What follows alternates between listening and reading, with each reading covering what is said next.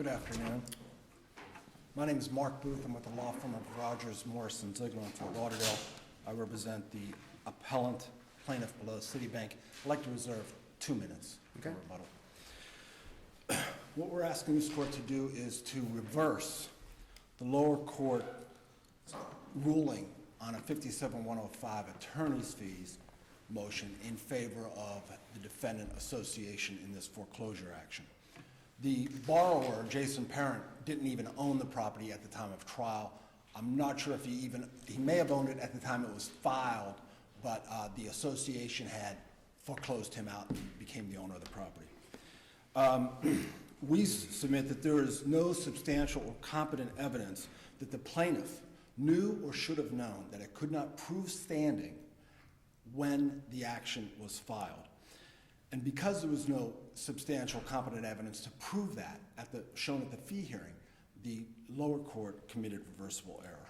57105, as you know, provides for attorney's fees where the court finds that the losing party or the losing party's attorney knew or should have known that a claim or defense when initially presented to the court or at any time before trial, A, was not supported by material facts necessary to establish the claim or defense, or B, would not be supported by the application of then existing law to those facts. This court stated in Mason versus Highlands, a finding that a party is entitled to recover attorney's fees under 57105 must be based on substantial, competent evidence presented at hearing on attorney's fees or otherwise before the court in the record. In order to be entitled to an award of attorney's fees under 57105, the association was required to prove that plaintiff's action when it was filed was frivolous as to standing. The burden was on the association, and I cite the South Bay Lakes case that the appellees rely on heavily, that basically provides that the burden was on the association to present evidence of frivolous filing regarding standing. There is nothing in the record whatsoever that supports such a finding. There is no substantial competent evidence that the original note that was admitted into evidence at trial as Exhibit 2 did not contain the blank endorsement at the time the action was filed. And that is what you'd have to find in order to uphold the lower court's decision. Well, the lender's witness acknowledged that typically the blank endorsement would have been put on the note at the time of the original closing of the note. That's right. You mentioned that at the previous case. Obviously, I conflated the two. But the witness also was confronted with the fact that the mortgage was not assigned until after the lawsuit had been filed, correct? That's correct. So could the trial judge have concluded that the witness's testimony as to what might have been customary simply wasn't enough to establish standing, or in fact may have been disingenuous testimony in light of the fact that the assignment took place years later? But the question before you today is there substantial competent evidence to show that the action was filed frivolously as to standing? Well, let's look at the record. Sure. You filed the complaint August of 2010. Correct. And you didn't attach the note. Correct. There was a motion to dismiss a 57105 letter informing you we're going to seek fees because you haven't established standing. You haven't established you're a holder or owner of the note or have the right to prosecute a foreclosure. You're on notice then. Nothing is done until March of 2012, almost 2 years later, where you produce the assignment of the mortgage dated November 15, 2011. That's correct. That's the response. I don't know if that's necessarily the response, Your Honor, but what I would submit is you're ignoring the testimony of the original lender. Well, I'm trying to get you there. Okay. That's what I'm trying to do. Because this is what the court has before it, is the whole history. I understand. And you produce a note with a blank endorsement a month before trial, and you produce a witness who the best she can do, the absolute best she can do, is usually notes are endorsed at or around the time of closing. Not this note, but for usual, as a habit, repeated course of conduct. That's what we usually do. There was no direct evidence as to when this note was endorsed, and we have a litany of cases that require the lender to show that a blank endorsement was endorsed prior to the filing of the lawsuit, correct? Yes, Your Honor. I Okay, agree so with our that's where cases we to are that. when we get to trial. So the expectation of the court is, okay, they're gonna prove it here. And in the court's eyes, you didn't. The lower court decided And that. how can the court not then conclude you never could do it? Well, Judge, there wasn't any, first, there was the notes, the process notes that were admitted into evidence, I think as Exhibit 1, that showed that the original note was provided to the attorneys that were engaged by the original lender to file this action on behalf of the plaintiff. Okay, the original note went to those attorneys and they filed the action. That shows, that is some evidence that the plaintiff owned the loan, owned the note with the blank endorsement before the trial was commenced. We're only dealing with SunTrust Mortgage, the original lender, and So how is it Citibank. that the complaint is filed without the note if the lawyer has it in its possession? I can't answer that. I wish I could. I wish I was the attorney that filed. So where is the testimony by the attorney to establish that this wasn't frivolous, that, gee, we messed up, we really had the note, and it was owned by the lender, it's in our possession to file suit, we just didn't file it, our bad?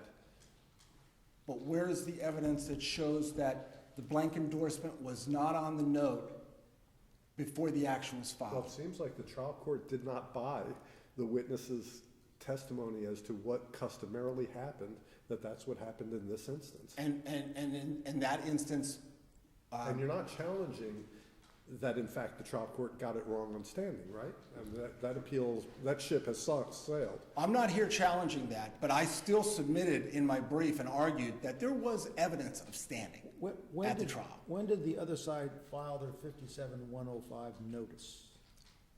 Before I was involved in the case, and that was, I believe, on or around when they filed their answer. So when they raised standing is about the same time they gave the notice, right? Well, they raised standing in their answer as well. And so, I mean, I guess in my mind, I'm wondering, do we have any indication of what the bank did in that? You know, they don't have it attached to the complaint. That's sort of symptomatic of a problem here. Do we know what they did in that 30 days to figure out that yes, indeed, they had a good faith basis to go forward? I don't think there's anything in the record that indicates one way or the other. However, But isn't that the critical time period? I It's don't, not when they, you know, we can forgive you if you filed it wrong because the 57-105 notice is later, but you've got the quantity of time filing after that notice to make up your mind as to what to do. And I guess I'm curious as to what you knew and when you knew it in that critical window of time. I don't think that that window's necessarily critical, Judge, if we can prove standing at trial. But you didn't, so we don't have to worry about that. So the I question is, when they're trying to make up your mind whether to go forward or not go forward with this suit during the 57-105, don't you have to decide then, at least in your own mind, as to whether you've got a good faith basis to proceed? Certainly, Judge, and apparently they did because Well, so is there a memo from the lawyer that shows how he's gonna proceed? What's the evidence that they did a good faith determination during that window of time? well, Judge, I'm speculating, but if the original lender, But that's the point. There is no evidence that anything was done to confirm standing. but If that's somebody not raises what's the, before the court. What's before the court is there's substantial competent evidence that the action was filed frivolously. And there is no evidence submitted by the association that it was filed frivolously. Why couldn't the appellee rely on the proof of what came out at trial as demonstrating a lack of standing? And in fact, the sequence of events that Judge Altenburn just pointed to, you know, we raised it early on, we raised it repeatedly early on, we knew they didn't have standing because the note was never filed, and here we are now post-trial. Everything we believed proved true. They didn't have or prove standing. At that point, isn't there a shifting of the burden to your client? Say, wait a second, here's what shows that this wasn't frivolous. Here's what shows we knew we had standing. Okay, we messed up at trial. We didn't bring the right witness, but here's the evidence that we're not just going to rely on that witness's testimony. Here's the evidence that we confirmed the existence of standing. Well, I think the evidence of the witness is enough to show that there was a good faith basis to go forward with the standing. She testified, she was the original lender. She testified, we didn't own this loan. Citibank owned this loan. I mean, who else do you need to testify but the original lender? I fail to see why The that long-standing- equates to. The long-standing is long-standing. It's been around for a long time, and there have been some shots at it, including from our court, as to whether the rule is still viable in the context of commercial litigation for foreclosures. But that's still the rule, and there are people that could disagree whether it's good or bad. But the bottom line is, if you've got to establish standing and you fail to do it at trial and you've been put on notice, it does seem to me that a cautious lender and cautious counsel would come in and say, we messed up at trial, but here's how we documented that we had standing. And we should have presented all this at trial, our bad, but you shouldn't hit us with $28,000 in fees. Well, Judge, again, the initial burden was certainly on the association to come forward with some evidence to show that we knew or should have known. And only argument was made. So that burden, I submit, never shifted to us. But if it did, we can rely on, under the Weidner case, where standing was What's the standard of review on this for us? abuse of discretion. I'm confused at this point. Is Grand Key, too many foreclosures today, is Grand Key Condominium here because they were sued as the association that had a lien against the property? They were a named party for essentially, I think originally, because as an association, you named them because they could have a lien. Right. But I believe after the case was filed, they actually became the owner of the property because they foreclosed themselves against Jason Parent and became the owner. So they would have to be foreclosed out by the bank.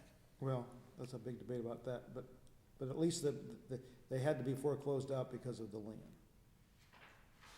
So, Well, and or their ownership interest. If they own it, they have to be foreclosed out.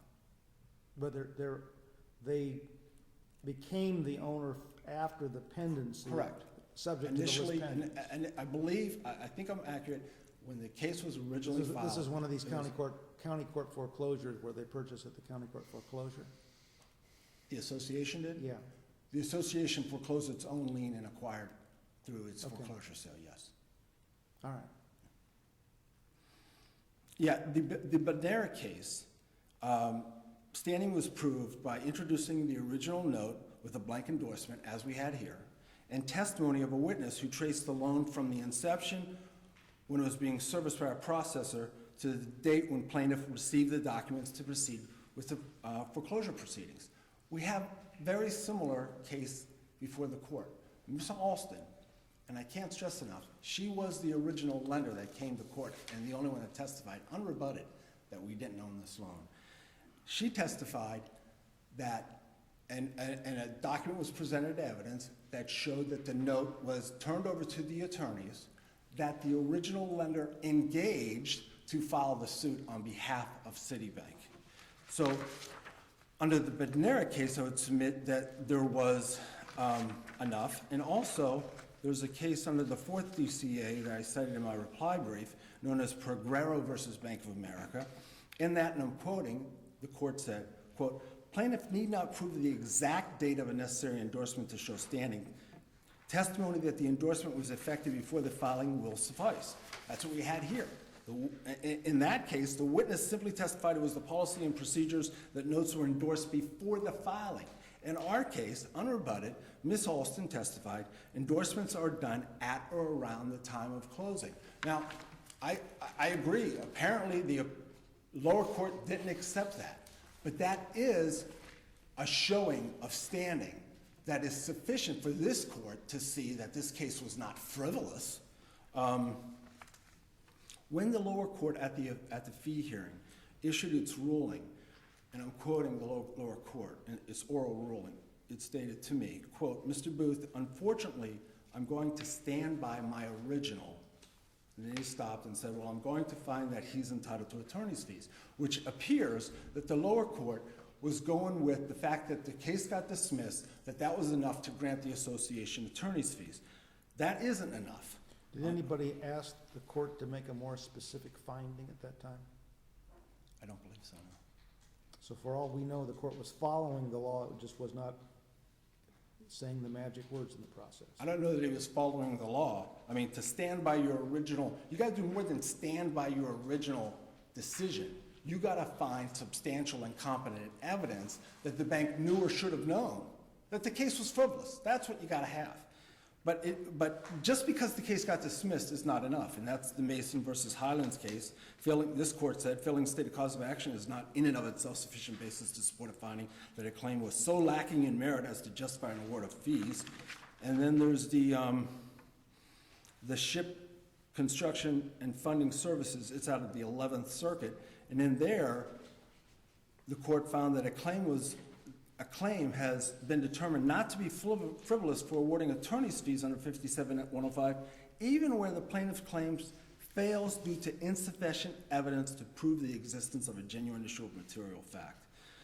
Now, I want to turn my attention, if I may, to the cases that were before this court and that the association relies on heavily. They are Country Place Community and South Bay Lakes, which are very familiar to Appellee's counsel because he was counsel for the associations in those cases. They rely heavily to convince you that you should uphold the lower court's ruling, but those cases are so distinguishable. First, plaintiff in the Country Place case, plaintiff never produced any evidence that it owned the note and mortgage during the pendency of the action. And what this court focused on was that the plaintiff admitted by failing to respond to a request for admissions that it had no evidence to show that it owned or possessed the note and mortgage on the date the action was filed. Moreover, in that case, the plaintiff did not respond in any way, affidavits or otherwise, to the association's motion for summary judgment, didn't attend the hearing on the motion for summary judgment, and didn't file a brief in response to the lower court's denial of the association's fees. We don't have that here. We have the original note produced at trial. We have the original lender testifying at trial, Citibank owns the loan. We have the original lender testifying at trial that the endorsements are normally placed on or about closing, which was nearly 5 years before this action was filed. So those two cases of South Bay and Country Place are clearly distinguishable. In South Bay, it was a similar issue in regards to requests for admissions not responded to, and the court did focus on the fact that they were not responded to, and therefore the bank in that South Bay case admitted it didn't have the evidence. We don't have that here. We've got it for 18 minutes. Yes, Your Honor. Under Florida law, there are established guidelines for determining when an action is frivolous. A, to be completely without merit in law and cannot be supported by a reasonable argument for an extension, modification, or reversal of existing law. B, to be contradicted by overwhelming evidence. C, as having been undertaken primarily to delay or prolong resolution of the litigation.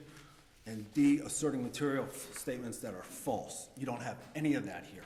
I would submit that the trial court abused its discretion where the record clearly shows that there is some evidence of standing. I would submit it was enough, but I obviously disagree with the lower court. Thank you very much. Thank you.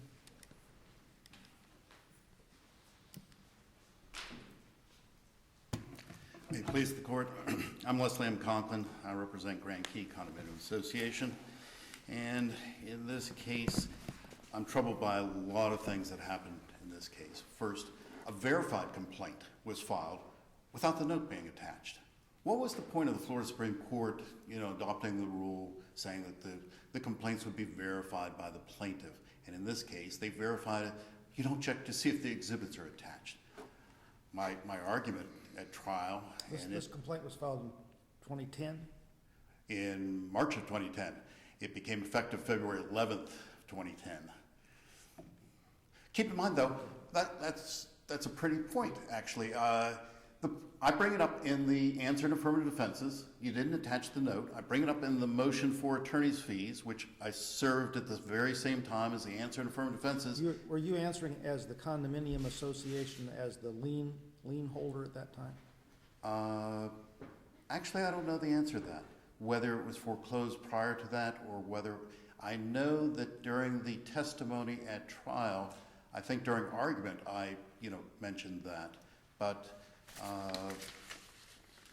Mr. Booth's recollection may be better. I did not foreclose this lien. I don't do that for the association. I know that at the time of trial, we owned this unit. So whether it was before or after, I don't know exactly. Here's my point, though. I'm worried about your right to intervene as. Oh, they sued us. Right. They hailed us into They court, sued you as the holder of the lien. the holder of the lien. Or potentially that we would hold a lien. Keep in mind, what they are Your suing us status for. was never officially altered to being owner of the property. Correct. Okay. But keep in mind, what they're really suing for is to terminate our right of redemption. Right. So, both common law and statutory. The point was, even under your ruling at A.S. Lilly, amend the complaint then, attach the note. That would have helped. That would have done something. No, they traveled to trial on the original complaint, frankly, that I think didn't state a cause of action because you don't attach the note. But be that as it may, I really raised standing. And so Indian and Alston, gets on the stand, and there are 7 exhibits. And let's not count the Condominium Association, regulations. They were trying to show that we were not superior. We didn't claim that. The point being, I went through each one of those exhibits with Ms. Alston and said, find me the words Citibank as trustee. No, it's not in there. I said, any of the documents and evidence, do you find it? Yes, in the power of attorney. Oh, Ms. Alston, that wasn't admitted into evidence. Oh, well, it's in the assignment of mortgage. Ms. Alston, that was 14 months after the commencement of the case. And by the way, why did SunTrust do this? She admitted that SunTrust signed both as MERS and SunTrust. It was by an employee of SunTrust on behalf of MERS, signed the assignment of mortgage 14 months after the commencement of the case. So I asked her, did you ever see the note before? Today. The day of trials, first time she sees the note. I said, were you present when it was endorsed? And that's when she testifies, oh, it's the common practice that it's endorsed. I said, you weren't an employee at that time, were you? She wasn't. So it's kind of interesting to say, well, that's a general practice of SunTrust at that time. And this was at page 12 and 13 of the trial testimony. Ms. Alston, you worked for SunTrust for 7 years. This note was signed before you were retained. Isn't that correct? She has to look at the note. She doesn't remember.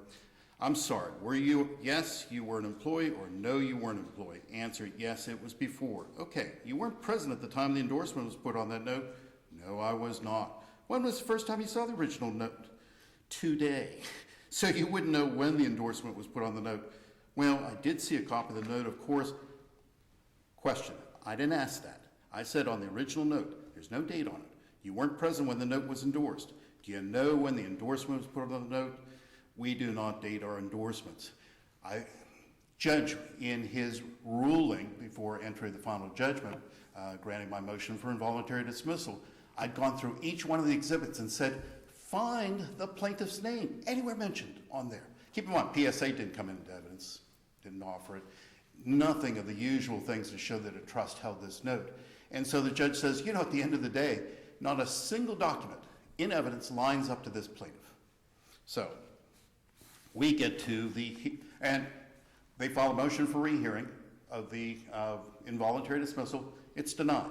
Don't take an appeal.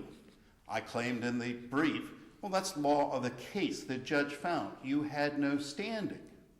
So now we get to the hearing on the motion for attorney's fees, and you have to show that it's frivolous at the time period when you filed your 57105. Correct. Correct. But keep in mind, I think he misread South Bay Lakes, your opinion.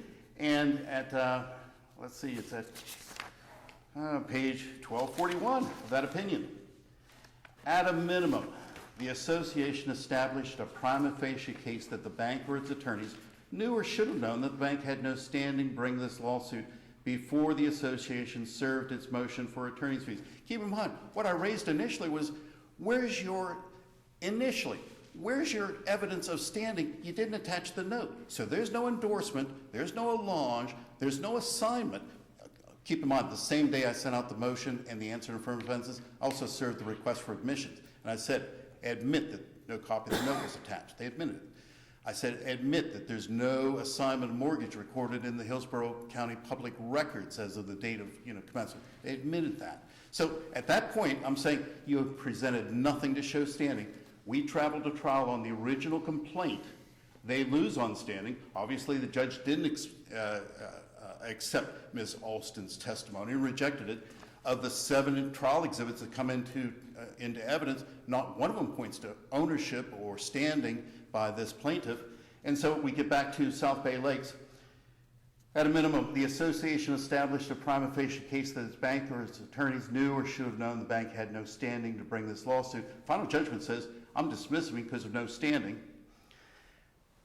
If the bank or its attorneys had any evidence to refute this claim, they did not present that evidence at the hearing on the motion for attorney's fees.